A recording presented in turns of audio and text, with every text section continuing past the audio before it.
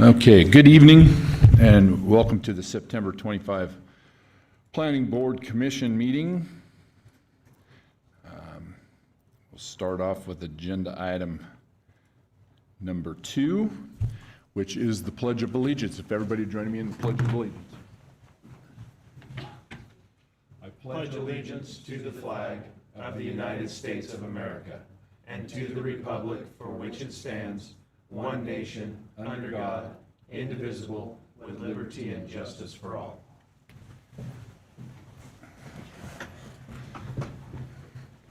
Okay, item number 3, public comment.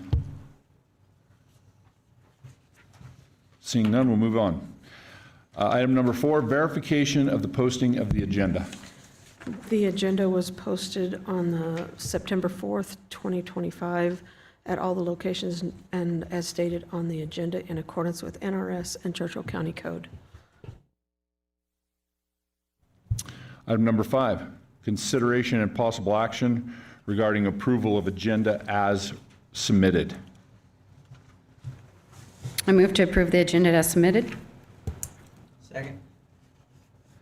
Okay, it's been moved and seconded. We approve the agenda as submitted. All those in favor signify by saying aye. Aye. All those opposed, same sign. It passes unanimously.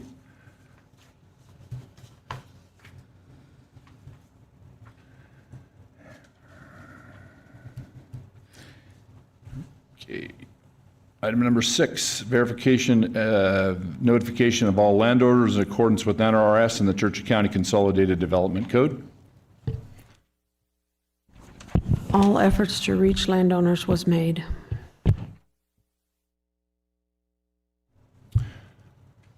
Okay, item number 7, consideration and possible action to approve of minutes of the meeting held on August 13th, 2025. I move to approve the minutes of the meeting held on August 13th, 2025.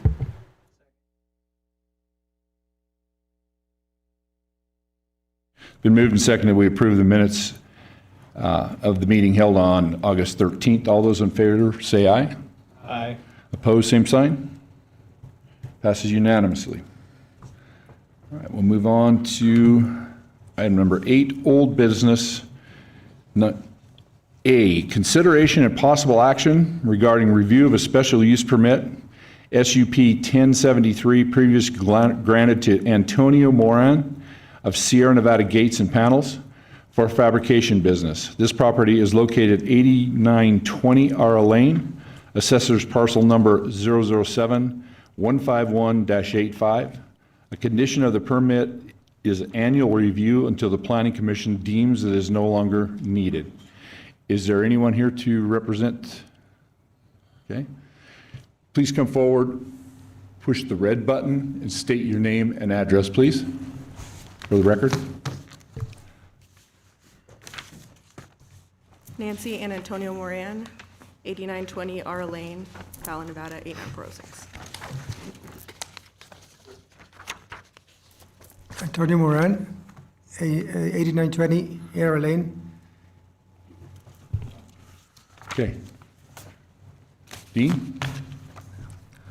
Thank you, Mr. Chair. Dean Patterson, Public Works and Planning for the record. So this application is a fabrication business that was approved a couple years ago. The application had a number of conditions of approval.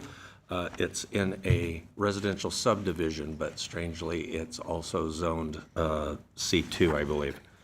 And so Mr. Moran was allowed to apply for a business, and he got approval. He had those conditions of approval. In the last year, we've had a couple, was it last year? Two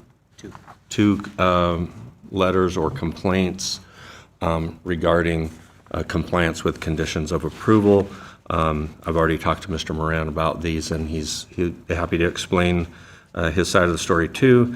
Some of the complaints included employees and customers coming to the site, which was not allowed because of the residential setting.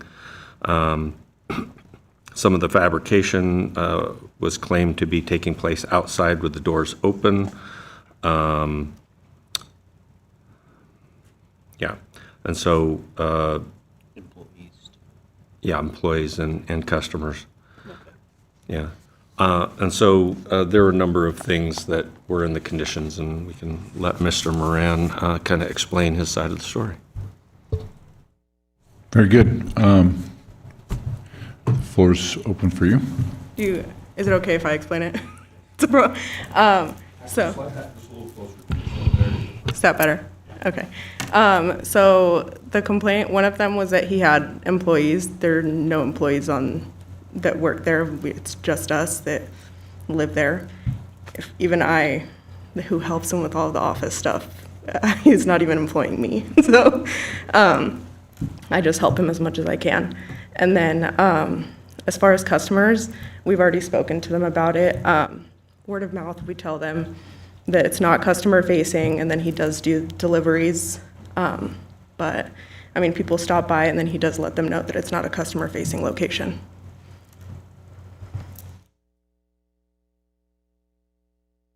Would you like to, there was another complaint that was filed about you guys constructing outside, yep. So the outside was the spray paint, it was rattle cans. There was a few times that he did it outside. He does it inside with the doors closed. Now it was a few times once we were made aware of the complaint, he did it. He didn't do it anymore. There are a few places nearby where we have talked to them about it that we also notice the smell of like something chemically, but it's not coming from us, yeah.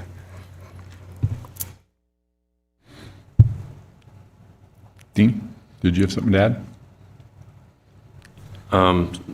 The few times I've been there, I've talked to Mr. Moran, and he's kind of explained these same things.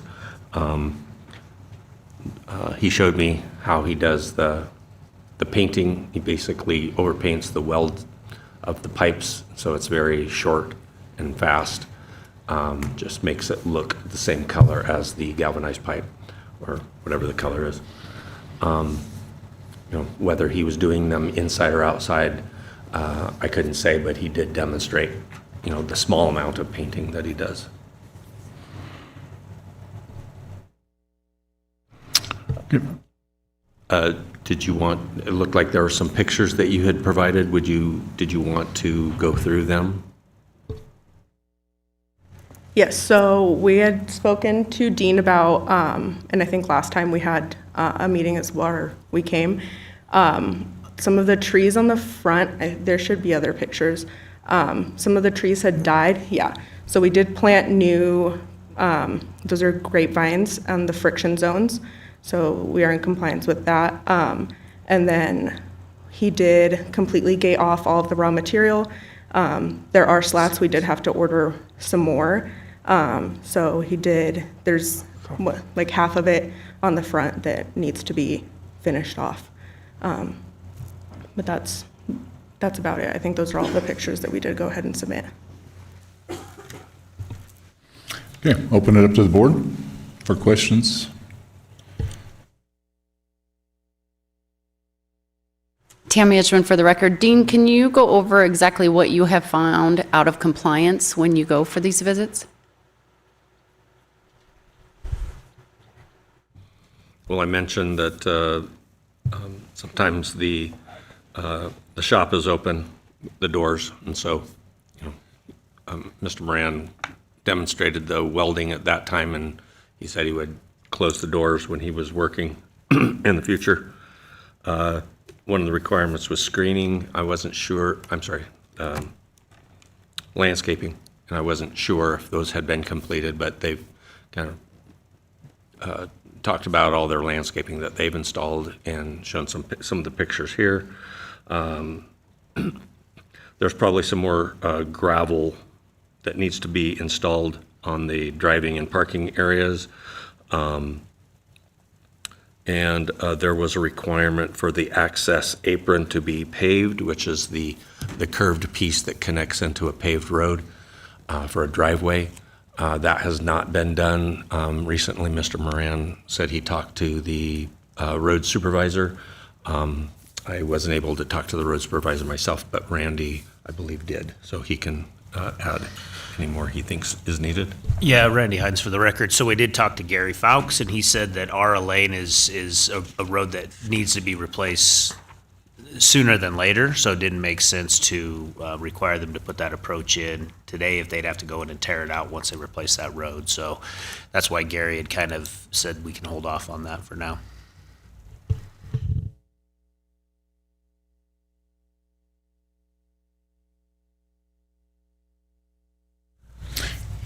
Any other comments or questions from the board? Yeah, Mr. Chairman, Mark Hyde for the record. I guess, Randy, just back to you for a second. Was there a timeline given on that? Gary did not say a timeline, no. Okay. But it's not a road that's been paved in the last 5 years, so I would imagine, when he gets it into his schedule, then he'll get that done. So if I'm understanding correctly, that is the only condition that has not yet been met. And what it sounds like is it wouldn't be wise to put that apron in until that road's repaired. And so is it necessary that this, I guess this is to the Planning Commission, but I guess it's necessary that this SUP stay open for another annual review until that apron is in place? Yeah. 'Cause what I'm understanding, that's the only condition that hasn't been met.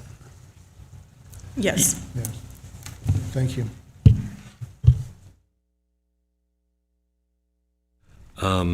When I was out there last, I did talk to Mr. Moran about his plans for the future, and he did express some interest in having, allowing customers and maybe some employees for the business. And he also talked about at some point he might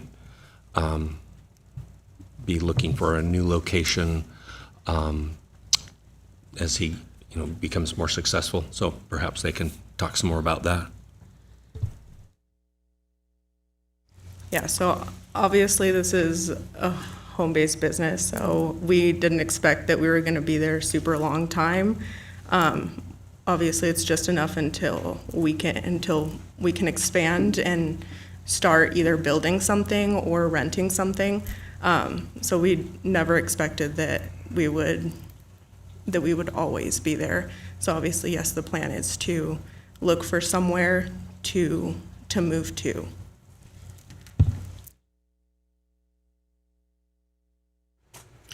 Tammy Hitchman for the record. Since there has been complaints, it sounds like 2, maybe even 3 of them. I know you guys are talking about not having an annual review, but because there have been complaints and you have rectified the complaints so far, don't you think we should give some time to see if any more complaints come in within the next 6 months? Yes, I agree with that.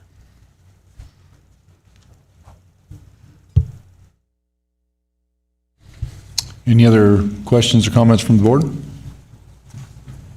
Any public comment? Seeing none, I'd entertain a motion from one of the members. Mr. Chair, Joe Frey for the record. I move to review this application in 1 year. Second. It's been moved and seconded that we continue the annual review of this SUP. All those in favor signify by saying aye. Aye. All those opposed? Motion carries unanimously. All right. Okay, moving on. Thank you. Thank you. Good night. Good night. I guess I better.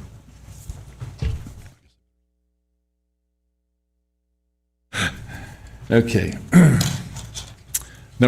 Item B, consideration and possible action, review of a special use permit, SUP 1043, previously granted to Colby Frey of Churchill Vineyards LLC for expansion of the distillery, addition of a 4th barrel house, and additional signage. The property is located at 1045 Dodge Lane, assessor's parcel number 006092-02. A condition of the permit was a review in 3 years to ensure that the conditions of the permit were met. Colby, if you state your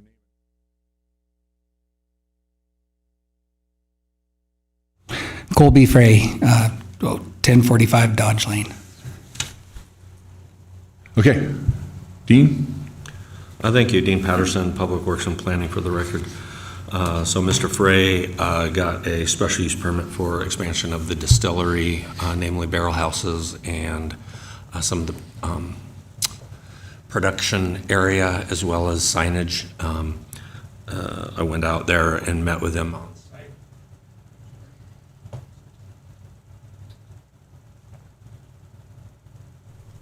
Sorry, I wouldn't turn back on.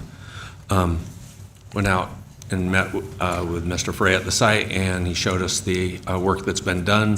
I think everything that was proposed is completed. The conditions of approval appear to be completed as well. The last remaining item that he worked on recently was ensuring that the grading from the oldest barrel house will not drain into the new barrel houses. It'll drain around them, and that was a fire hazard issue in case the old barrel house burnt down and you had a pond of flaming whiskey flowing through the site. And so that was the main issue of concern at the SUP, and I believe everything has been completed. Okay. Colby, would you like to add anything to that? No, I think Dean did a good job. Okay. I'll open it up to the board then. Mr. Chair, Joe Frey, for the record, I'm going to recuse myself. That man stole my last name and tried to steal my birthday.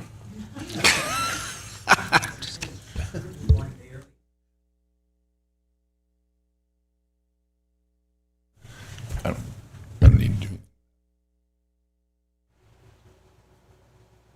Okay, any other members? Questions, comments? Tammy Edgman for the record. Dean, you said you think that the requirements have been fulfilled as far as what, the grade's been set up or there's been curbs put in? What's stopping the fire hazard at this point?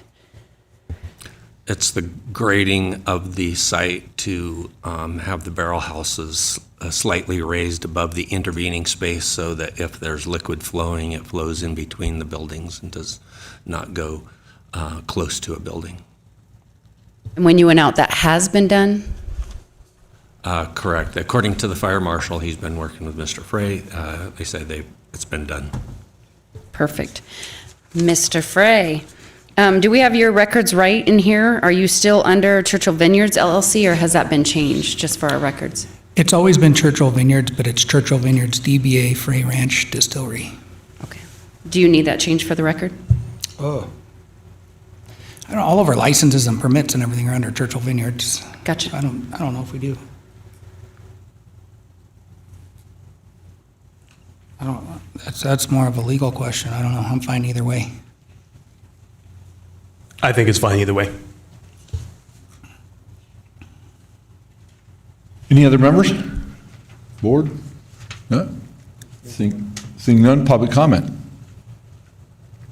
Seeing none, I'd entertain a motion. Tammy Edgman for the record. I have a motion for approval of the review of the SUP and the conditions. Do we want to do another 3-year? I think 3 years sufficient. I think everything's completed, so there's nothing much to check up on, so I think Perfect. it's okay. Then we will do no more annual reviews. Second. Been moved and seconded that well, I said annual review, but it was actually a triannual review be removed from this particular SUP. All those in favor signify by saying aye. Aye. All those opposed, same sign. Motion passes 4-0. Thank you all. Thank you. All right. Get my readers back on here. Okay, item C, consideration and possible action, review of a special use permit, SUP 1101, previously granted to Brandon Brim for an animal boarding or kennel business. The property is located at 14066 Carson Highway, assessor's parcel number 007-071-47. The condition of the permit is an annual review until the Planning Commission deems that it is no longer needed. I see you here. If you could state your name and address for the record, please. Brandon Brim, 14066 Carson Highway. Okay. Director. Thank you, Dean Patterson, Public Works and Planning, for the record. So this is the first annual review for this application. As it was coming up, I drove by and saw that there had been no work taking place, so I contacted Mr. Brim. He had concerns about a nearby project, the battery storage facility. He said he was planning to let the permit expire until he knew more about the future. I did also offer him the opportunity to extend for a year, and he preferred to just let it expire, so I'll let him add anything else to that. That is correct. With the battery facility coming up, we're just right next door to it. We're not sure what it's going to look like, if that's going to be something that would create a issue with any of our potential customers coming in, if that's going to cause any hazards such as fire hazards, air pollution. So we just kind of decided we're going to let the permit lapse, see what happens over the next coming years while that gets built, and then hopefully that won't be an issue and we can revisit this again. They'll re-put in for that permit at a later time. Okay. I think I'm going to open it up to the board, but that seems pretty straightforward there. So if there's any question or comments from the board? Public? Any public comment? Seeing none, I'd entertain a motion then. Mr. Chair, Vic Ansotigi for the record. I move that due to this SUP no longer being required, that we no longer require an annual review for this application.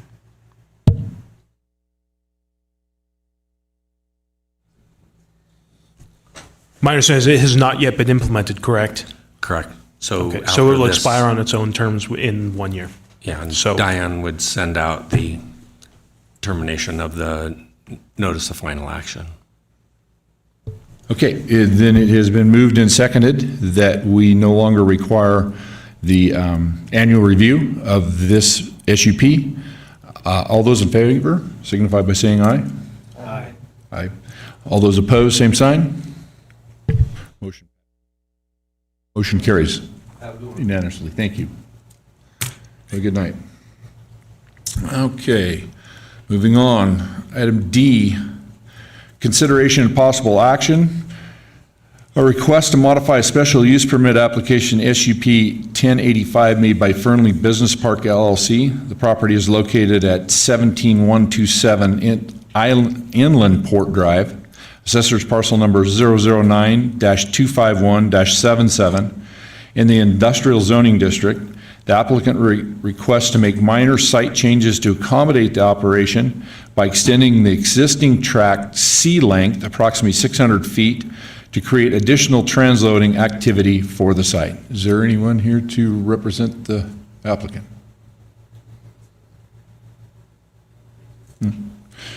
Okay.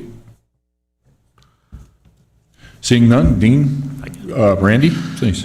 Thank you, Mr. Chair. Randy Hines for the record. So Fernley Business Park came and asked us about extending track C, the 600 feet. And as you can see in the exhibit, it's that green line that they're extending. This is a previous SUP, which you stated in the agenda item. We felt that this was significantly a minor change to that approved SUP just by extending that track. And then what that does is it gives them some additional rail to perform their work out there. So again, we just felt that it was a minor change to the site plan. We wanted to bring it to your guys' attention just so you're aware of it. So. Very good. Any questions or comments from the board?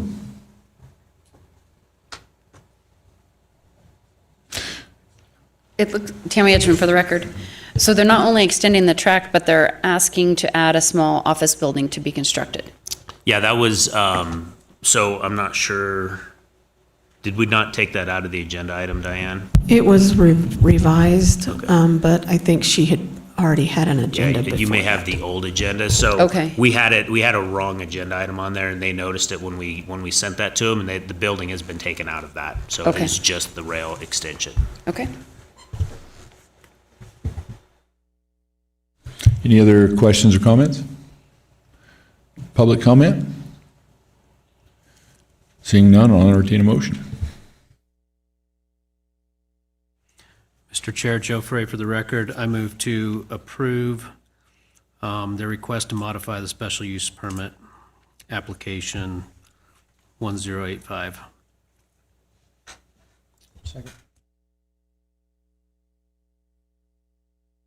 Been moved and seconded that we approve the modification to the SUP. All those in favor, say aye. Aye. Opposed, same sign. Passes unanimously. Okay. Moving on to new business. Item A, consideration and possible action regarding a parcel map application, PC 25-7, filed by Vicky DiDamasi. The property is located at 2376 Roberson Lane, assessor's parcel number 008-113-16. In the A5 zoning district, the applicant proposes to divide the parcel into two parcels. Anyone here to represent the applicant? Thank you. If you come forward and press the red button to just state your name and address for the record, please. Vicky DiDamasi. Just, yeah, there you go. You're good. Yep, there. Vicky DiDamasi, 4085 Soda Lake Road. Thank you. Kelly Workman, 5808 Workman Road. Okay. Dean, I'm guessing you're up for this. If you can press that button again, thank you. Yeah. Then it turns red. That's what we're looking for. Yeah, Dean Patterson, Public Works and Planning for the record. So this application has a little bit of history with the Planning Commission. It was previously submitted as a variance request to waive the paving requirements a couple months ago in their desire to create a future 10-acre lot. The variance was denied, so the applicant has reconfigured the project so the lots will not be less than 20 acres, which allows a gravel road standard. However, this also required a boundary line adjustment to set up the property for the proposed parcel map, which was approved just today. That resulted in a new APN, which is the points about the APN in the agenda and heading of the staff report that you'll notice. In summary, the applicant is requesting a parcel map to split the 50-acre property into two lots of 20 acres and 30 acres. The 50-acre lot is a result of the boundary line adjustment I just mentioned, and will have the new APN. The existing parcel has a home on it that is accessed from Roberson Lane and will be one of the new lots. The second parcel will be served by Indigo Drive, a private road along the south property line which provides access to Roberson Lane. Meeting the road requirements is the primary issue in the staff report.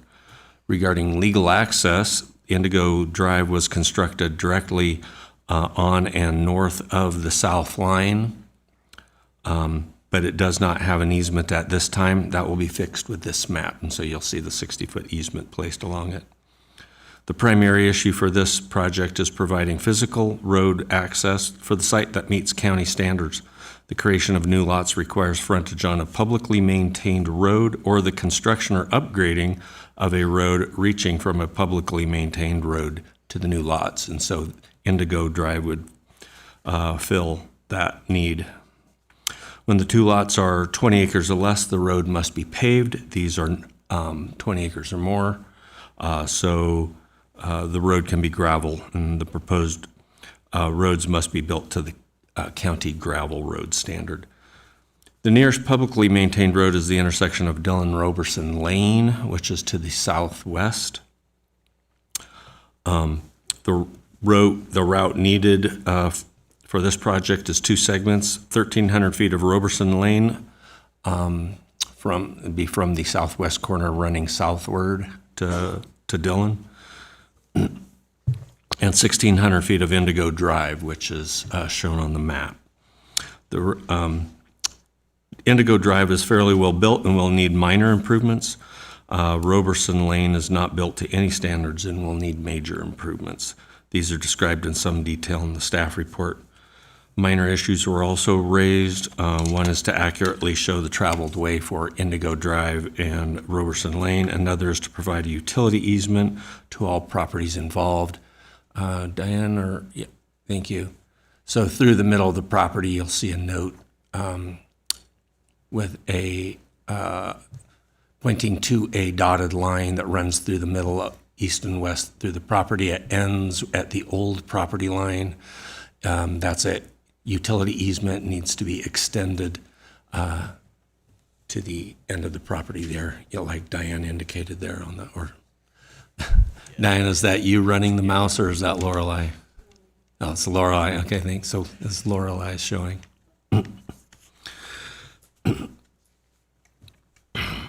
So staff recommends that a public utility easement be established to cover the extra length and serve all properties involved. There's conditions, recommended conditions of approval to address changes for those items. With that, staff recommends approval. I'd be happy to answer any questions.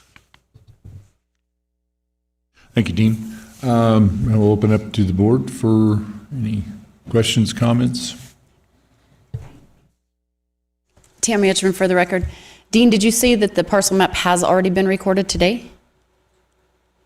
That was the boundary line adjustment that was needed to create the parcel being Gotcha. split now. So before this is recorded, then you could add that easement so it's all taken care of in one whack for them? Yes, it would be put onto this map, and so everything would be covered. Perfect.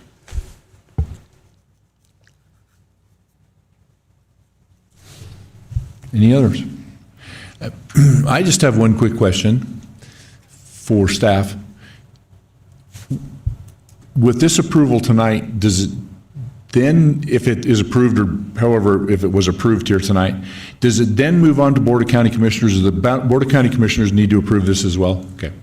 Just wanted to clarify that as well. That's correct. Yeah, okay. Any other questions or comments from?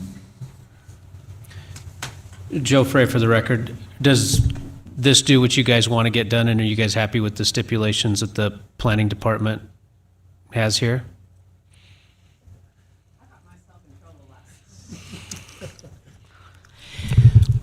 This is the best of a bad situation, so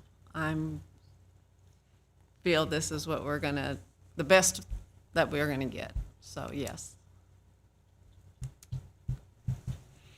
Okay, thank you.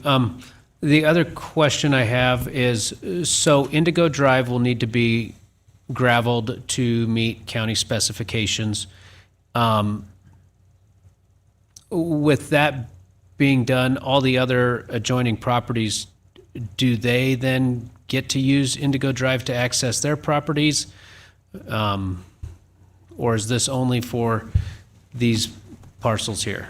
It would just be for these parcels. On the map, it's noted as a private road. And a point of clarification there, Indigo is already to county code, county standards, is that correct?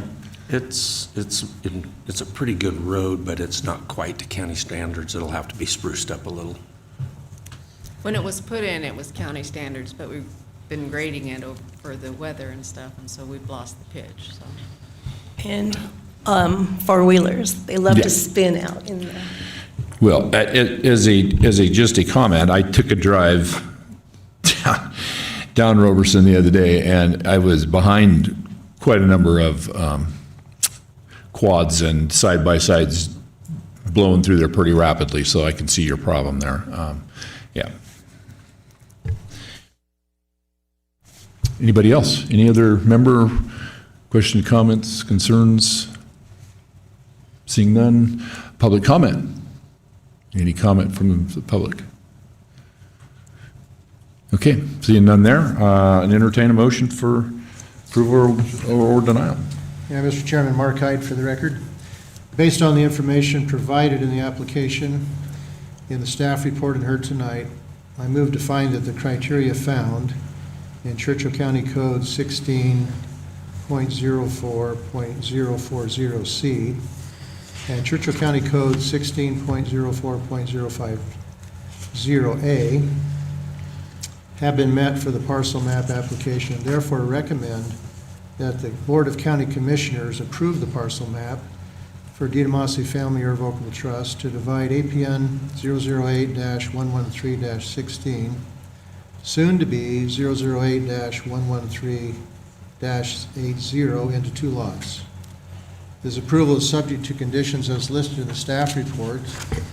And there's 2 other items. B, accept the offer to grant easements identified on the maps, and C, reject offers to dedicate land and improvements. Second.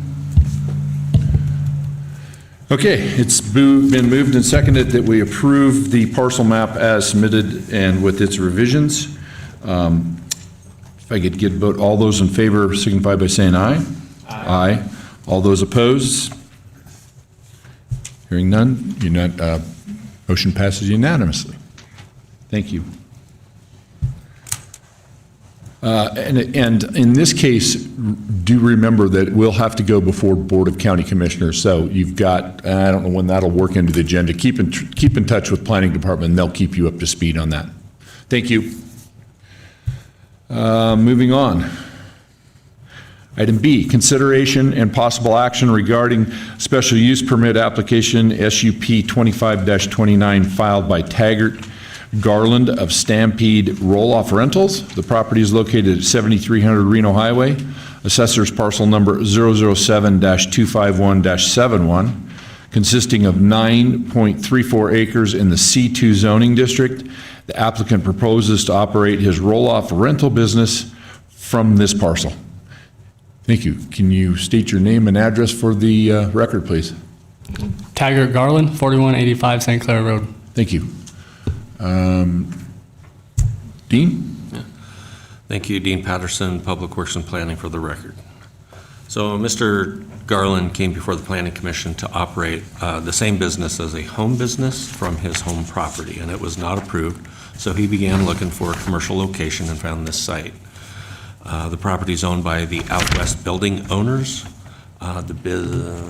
That is, you can see the Out West Buildings property at the west side of the picture. And the home that has the property with the home that he is operating on, the home is used by one of the owners as well. Mr. Garland is authorized to build a gate to take access through the property, a gate in the fence, and you'll see that at the south side of the picture. So that was, I think, July, so FYI. In summary, the applicant is proposing a waste collection business that rents 2 containers. The containers are dropped off at the customer's property for a while. The customers fill them up, and the company then picks up the containers and takes them to the transfer station. Occasional evening pickups would mean that the waste collected in the containers is stored on-site overnight. The applicant indicates that waste collection is limited to yard waste and debris. Handling other types of waste would raise additional concerns. Staff recommends that the waste collection service be limited to yard waste and debris only. The staff report reviews the 5 special use permit criteria. A number of issues were raised that result in conditions of approval. One issue is the permanent business is regarding permanent business facilities. A variety of federal, state, and local laws require permanent businesses to operate out of permanent facilities with an on-site business office, restrooms, utilities, employee facilities, and customer facilities. The applicant is proposing a business site without permanent facilities because he will not have full-time employees or customer visits. Office work will be handled through his home business location. This business is proposing to operate similar to a home business, but with a commercial business site to avoid constructing permanent facilities. Recommended conditions would limit the size of the business to the proposed containers and 1 part-time employee. Exceeding the limits would need an additional SUP and may trigger the permanent facility requirements. Another issue is legal and physical access. When this property was created, it was separated from the lot to the south without providing an access easement through it to the highway. And so right where the cursor is them being moved, that property does not have an access easement for the rear property. Because of this, the Out West Buildings business owners have granted permission for the applicant to install a gate to access the highway through the Out West Buildings property. Recommended conditions would require documenting this authorization and installing the gate before operations begin. I believe Mr. Taggart has recently provided the authorization from the owner. Another issue is ADA accessibility. Normally, businesses need to meet ADA accessibility requirements and install facilities, but because of the non-permanent and limited nature of the proposal, this might not be needed if that is determined by the building official. Staff recommends that additional employees should be prohibited. Another issue is environmental impacts. Waste handling is inherently has potential environmental impacts, including odors and pests, especially since the applicant proposes to bring waste to the site overnight. Other waste collection services have been prohibited from storing waste on site. However, those usually collect household garbage, while the applicant proposes yard waste and debris collection. In addition, yard waste can harbor pests. Staff recommends that a number of conditions. One, household garbage collection should be prohibited. Two, stored yard waste and debris should not be kept on the site for more than 48 hours. And three, the container should be cleaned when stored on site. So with that, staff recommends approval. I'd be happy to answer any questions.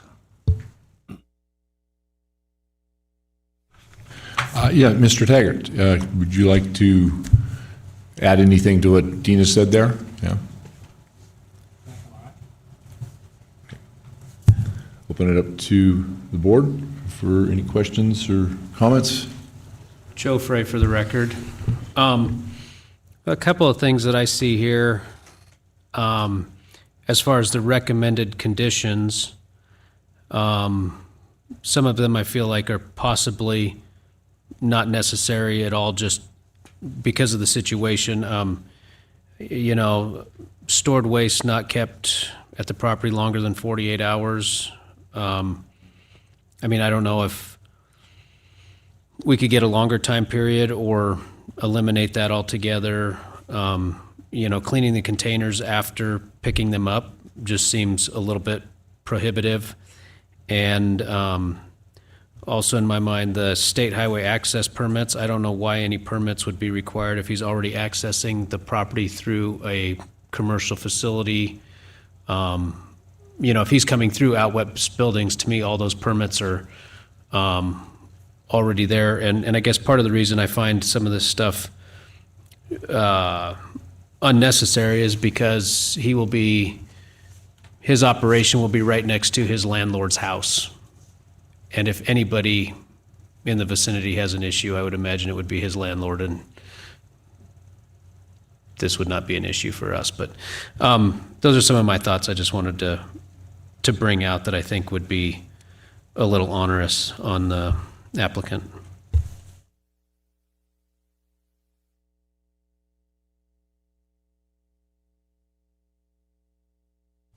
Any other comments? I find that the staff recommendations, I think, are adequate and can hold accountability for the business owner to not bring any problems, and it's something that you can have monitored then from that point if there are any complaints.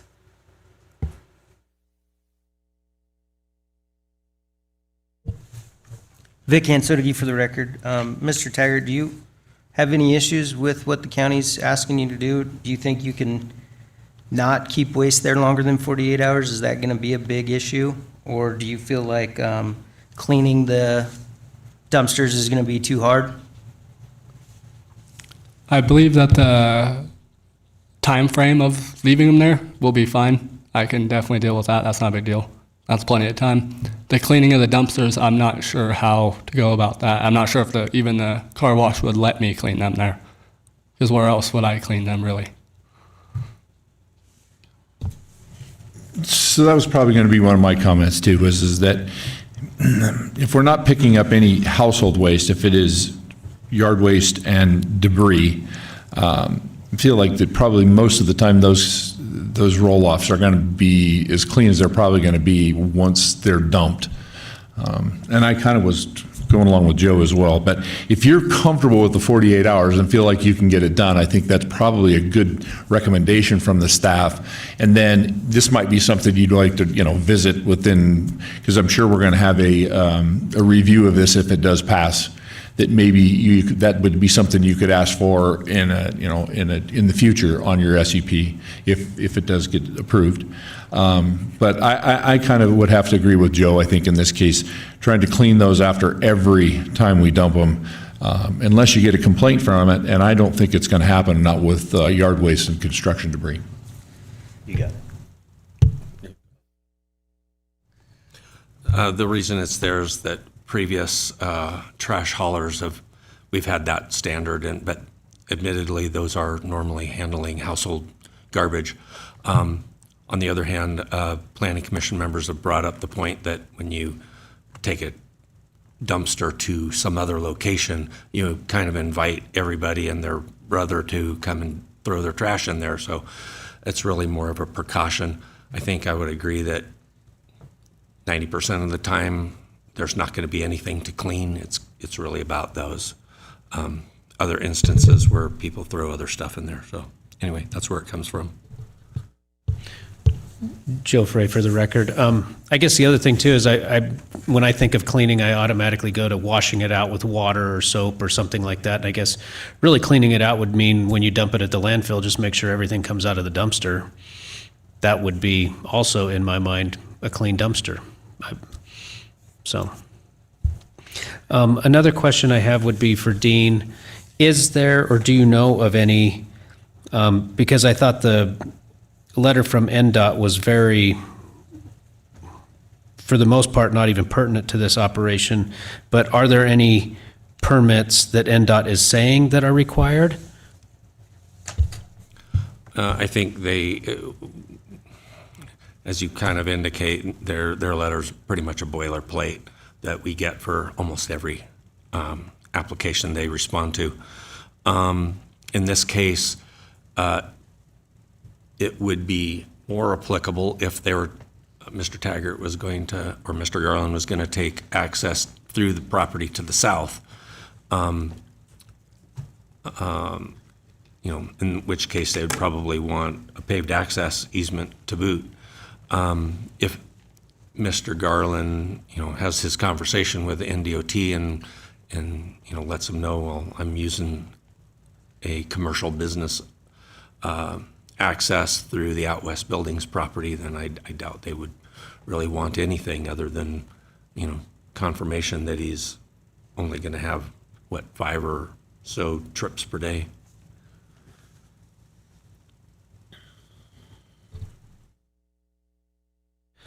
I guess with that in mind, does the applicant need explicit approval from NDOT, or as long as NDOT is not requiring him to get permits, it's kind of like innocent until proven guilty, I guess, is where I'm at. Does he need to go asking and inviting a problem, essentially? Or if he begins operations and NDOT says you need a permit, then you need a permit? How does that work? There's no building going in. There's no big operation happening. Our main concern is having the gate in there so he doesn't actually use the property to the south.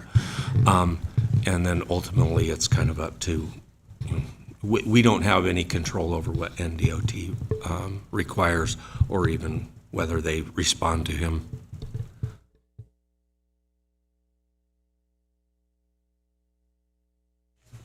Yeah, Mr. Chairman, Mark Hyde for the record. Mr. Garland, it's good to see you here tonight. I'm glad you didn't give up. And you went and found a really great location, and we're very supportive of this business operation, so it looks really good to me. I have a question on do you have water at the site? I do believe there is water to his house.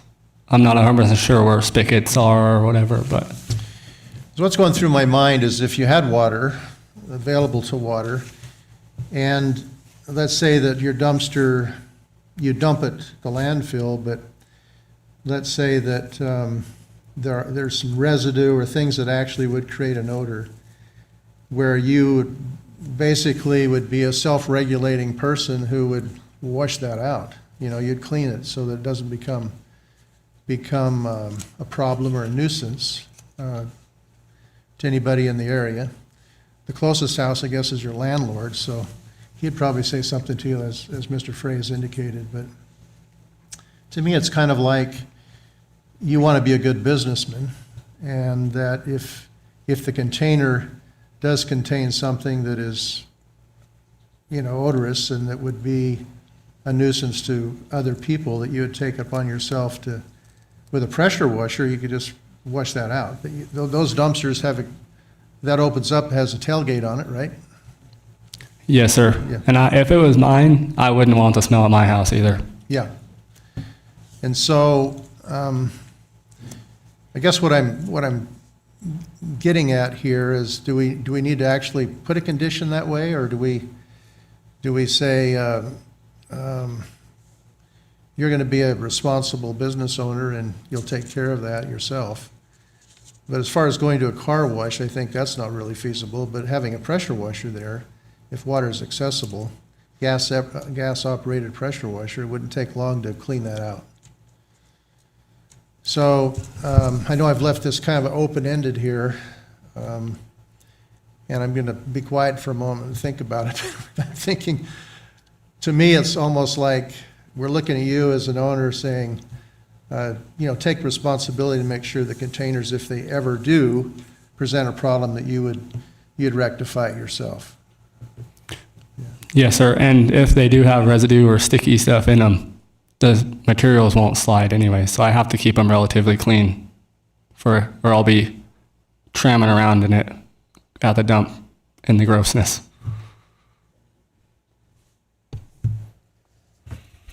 Mr. Chair, Joe Frey for the record. As we talk through a lot of this stuff, I feel like, you know, like I said initially, some of these requirements possibly seemed a little over the top, but really I don't think they're going to have any impact on the business owner. Really, I mean, he's going to operate his business in a clean manner anyway. I don't think you're going to have any requirements from NDOT.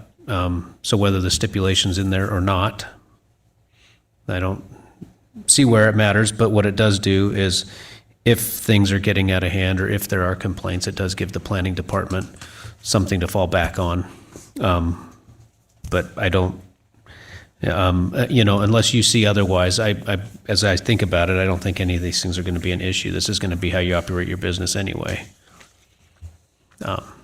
Does that make sense, Mr. Garland? Yes, sir. Yeah, I would have to agree with that now. Just like I say, as we've talked this, I would have to agree with that 100%. So, okay, any other questions or comments from the board?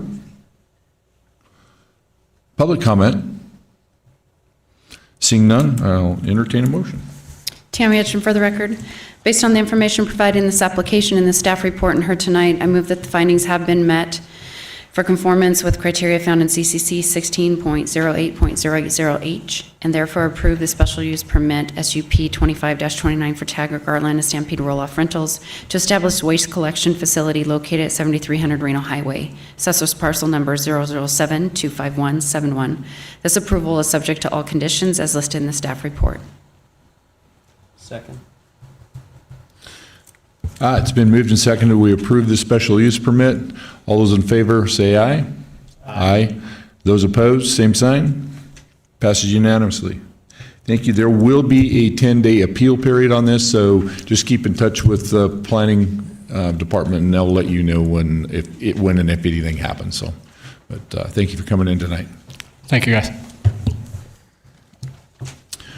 Okay, moving on. Item C, consideration and possible action regarding a special use permit application, SUP 25-30, filed by Jim Menacini Petroleum LLC. The property is located at 7945 Reno Highway.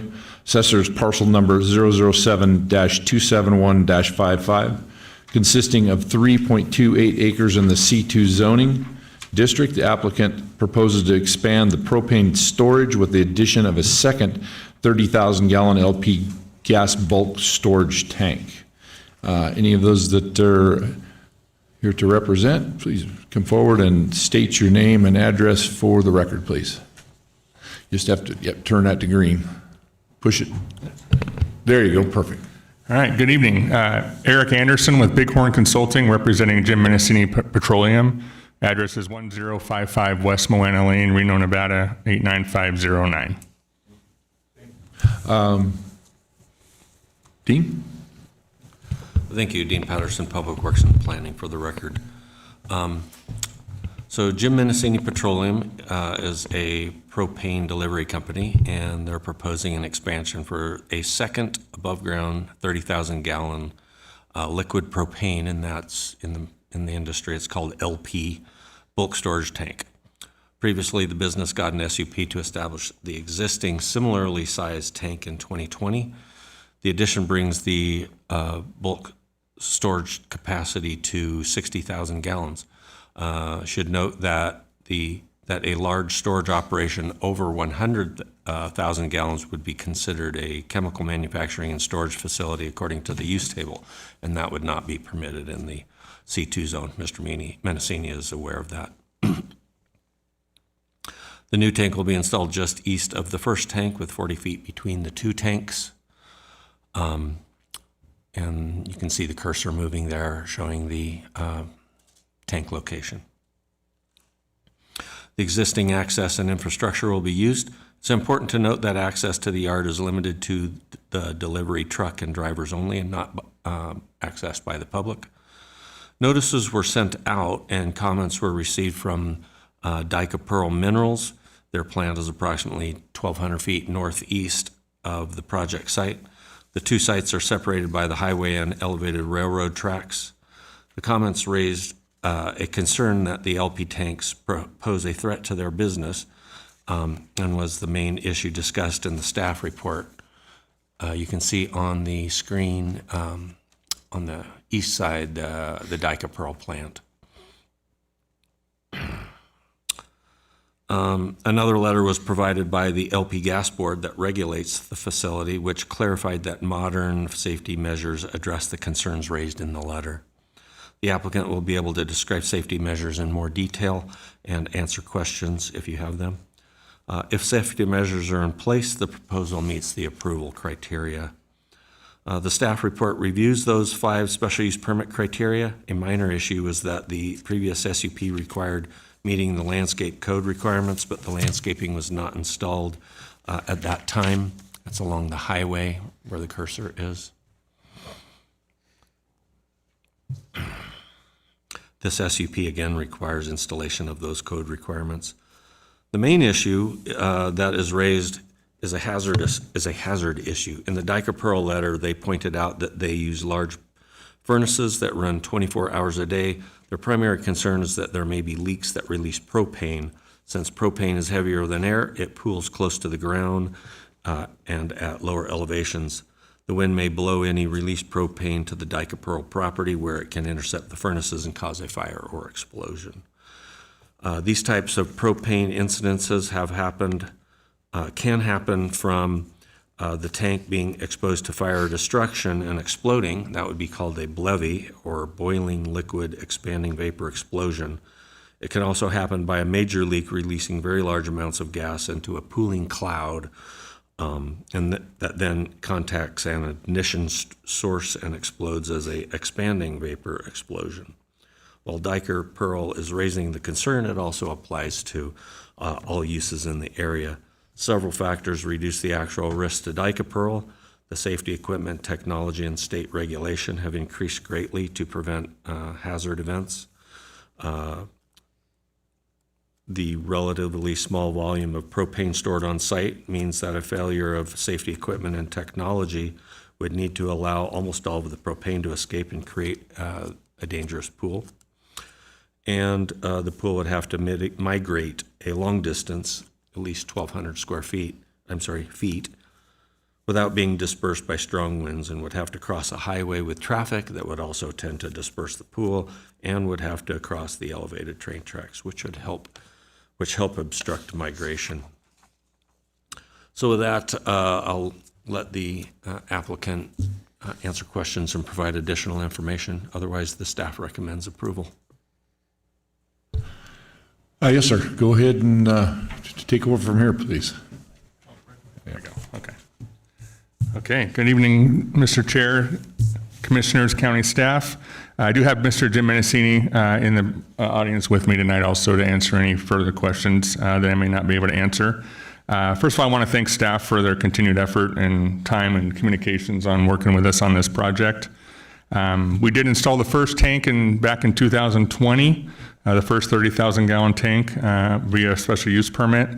We're proposing to install the second 30,000 gallon tank for the ongoing business operation for the subject site. The tank is not accessible to or used by the public. This is just solely for our own storage operations. With the addition of the second tank, we're anticipating no more than 4 delivery trucks utilizing the tank in the site per day, so there'll be no negligible impact to access or traffic anticipated. As the site is designed right now, all required buffers, setbacks, heights, easements, exposure distances, and friction zones are satisfied and meet or exceed the county code and the LP Gas Board standards and requirements for placement of the second tank in combination with the first tank.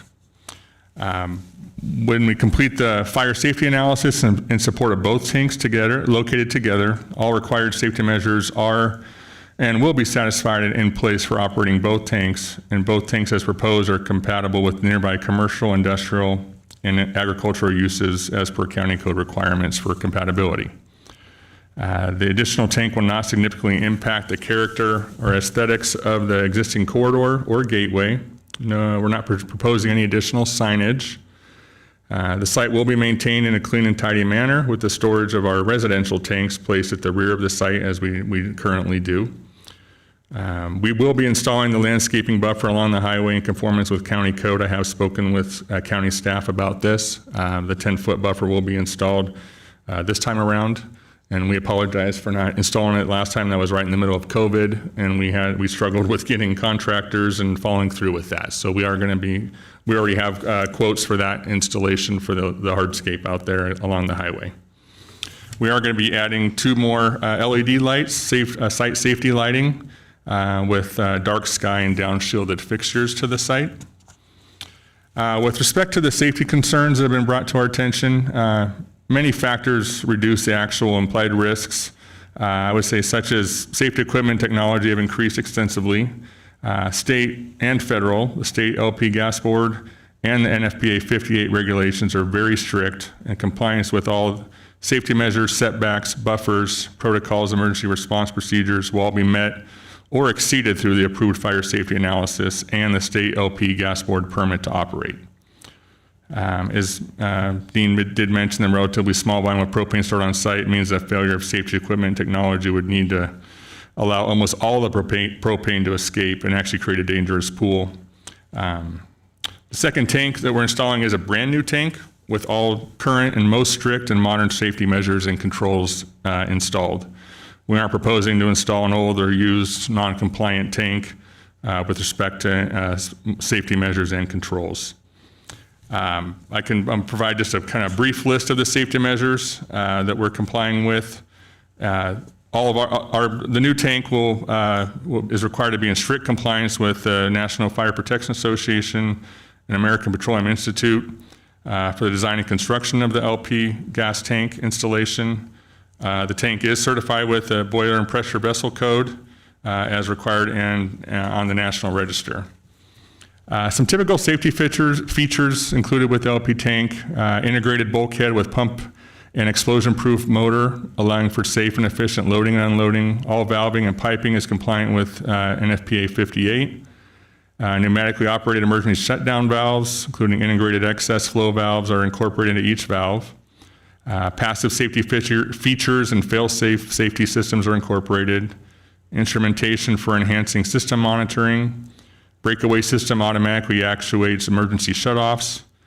We do perform weekly inspections for corrosion and other damage and document those inspections. Standard and emergency vents are installed. Full understanding of the distribution chain and controls to be ever present and exercise at every point to ensure safe operation is required for all personnel on site. Fire extinguishers will be located and maintained on site per the local fire marshal's requirements. A modern valve control system will ensure that the main valves are closed unless they're required to be open, and only while that requirement lasts, and then they close in case of emergency or alarm. All of our vehicles are equipped with a number of externally mounted shutdown devices to enable the drivers to stop pumping operations quickly and to secure the vehicle in an emergency. Vehicles will be protected against moving or being driven away with the hose connected to a stationary tank. Vessel chocks will be included, alarms in the driver's cab, pneumatic interlock devices to immobilize the vehicle while the hose is unhoused. Vehicles will be securely earthed before filling, unloading.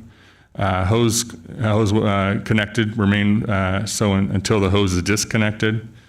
Fire extinguishers will be carried on all vehicles. Delivery drivers are carefully selected, properly and comprehensively trained, and accorded status in accordance with their responsibilities. Safety programs will be regularly updated. Planning for emergencies is an integral part of the safety management program that we have in place, and also takes into account the local emergency requirements that exist. Safety bowlers will be installed around the perimeter of the tank, just like the existing tank has now, and we'll develop an emergency response plan to the satisfaction of the fire marshal. The new tank will have concrete, as you can see there up on the video or the screen, have strip footings and anchors designed by our structural engineer, and we'll have our safety line will be designed by our electrical engineer. After the appeal period, our intention is to submit for a building permit for the tank installation to the satisfaction of the building department and the fire marshal's office, and in compliance with the special use permit conditions.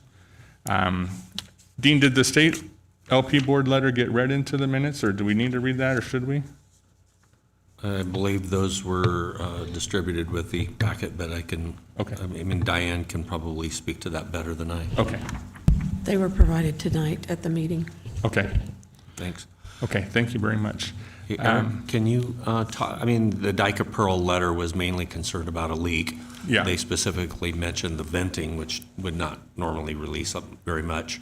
But what about a leak in a large pipe? How does that get handled? I'll let Jim address that if you guys don't mind. Yeah. If you wouldn't mind stating your name and address for the record as well, please. Yes, sir. Good evening. Jim Menacini, 733 East Bridge Street, Garrington, Nevada. If you could, I think you brought up there, specifically answer that question. Yeah, sorry, Dean. What was the question? I was just pointing out that the Dyke Pearl letter was concerned about leaks, and they specifically referenced venting, which probably doesn't release very much propane. But what about a major leak in a large pipe? I don't really know what specific pipes you might have, but I'm sure there's pipes that go around. There are just a few pipes. Is there some way to stop a leak or something? Correct. There are just a few pipes in the transportation system while we hook up, and there are excess flow valves in all the lines. When it senses a major leak, it trips a valve and eliminates the flow. It's on the relief valves on top, and it's also on the bottom lines that are hooked to our trucks. In case of an emergency, in case a gentleman drove away without unhooking the hose, excess flow valves also on those hoses to eliminate any leaks. So if there are any leak at all, you might see a gallon of propane within that hose. Yeah, thank you. Any other, do you have anything else to add before I open up to the board? I think the last thing is we accept all the conditions of approval from staff. Thank you. Thank you. Okay, with that, I'll open it up to the board for questions or comments. Yeah, Mr. Chairman, Mark Hyde for the record. And I think, Jim, you've answered that question, that, or at least one that I had in my mind. And if there were a seismic event where a pipe, there was something that created a leak, then you have this redundant technology where it would automatically shut off. Yes, sir. It's a federal safety regulation that is we're all under the same NFPA 58. Nevada just assumes the federal guidelines. Yeah. Yeah, very good. Thank you.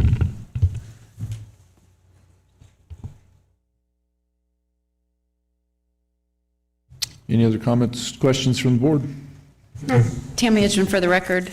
Your guys' application was outstanding in excessive length, and hopefully I didn't miss something. But the question that I have is the building permit is required for the anchorage of the tank, and you guys are required to have a non-residential contractor. Do you guys have a contractor that will be overseeing the anchorage? Yes. Okay. A licensed contractor. And Correct. the anchorage and the seismic design, the foundation, everything will be done by a structural engineer, submitted for permits to the county. Thank you. Yeah.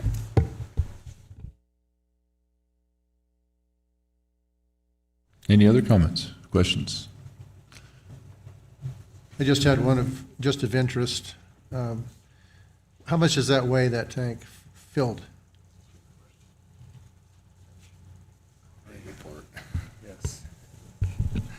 I don't know off the top of my head, sir. I apologize. But the next slide that had the footings that we designed for the first tank. Let's see the next one.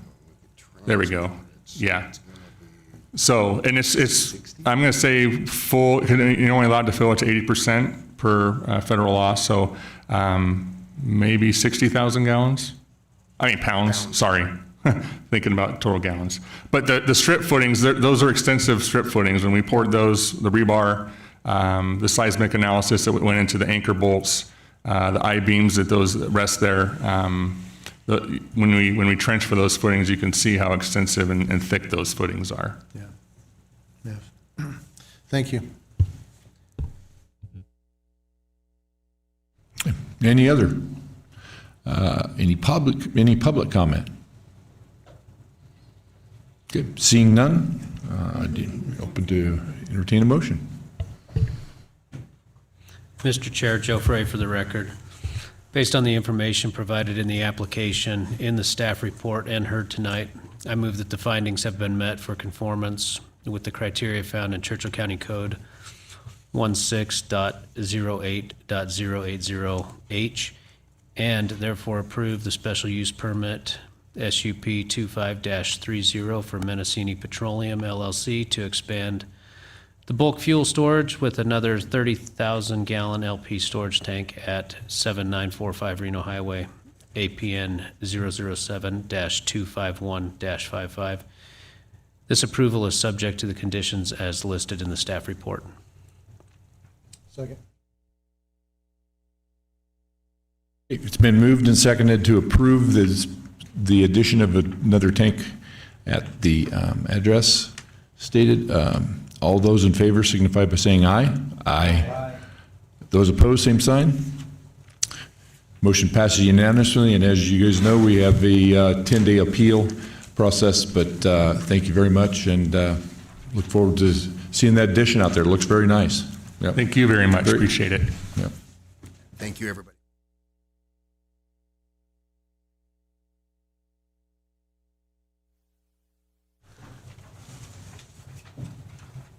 Looks like all we have left is the consent agenda, and I don't know that... Code changes.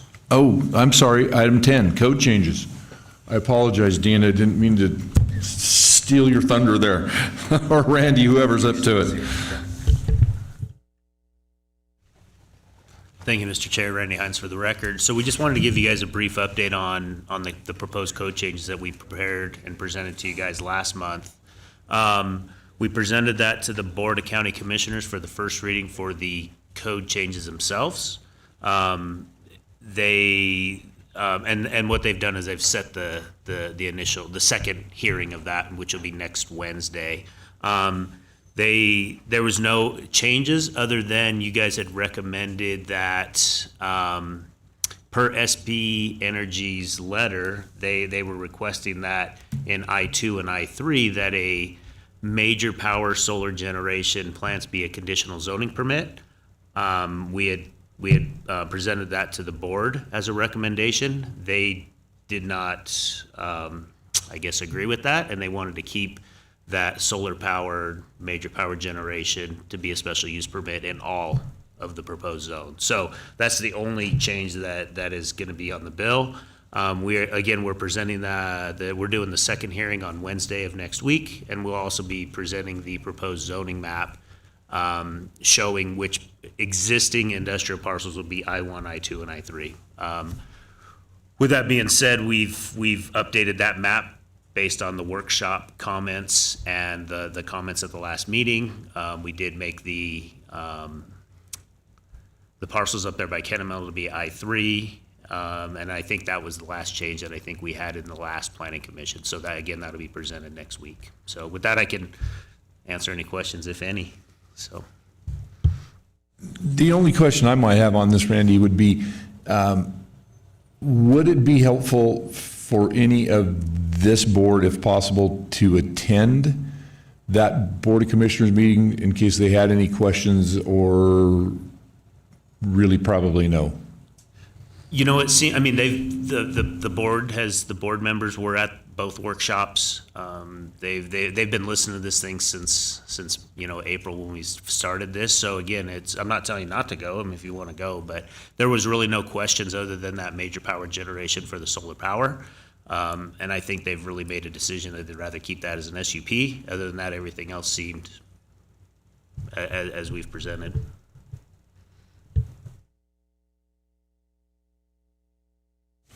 Again, any other questions or comments from the board? Good job, Randy. Thank you. Yep. Thank you. Yes.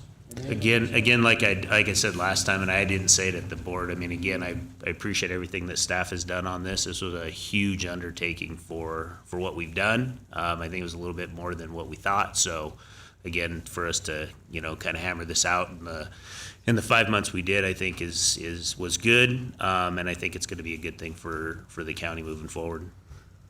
I think everybody here agrees with that. Okay, and I guess there's no public comment, obviously, so now we can move on, right? We'll move on to the consent agenda, and I don't believe there's anything on here that, unless somebody on the board here wants to pull something out of this consent agenda, otherwise I'll entertain a motion to approve it as a whole. Mr. Chair, Vic Ansotigi for the record. I move to approve the consent agenda. Second.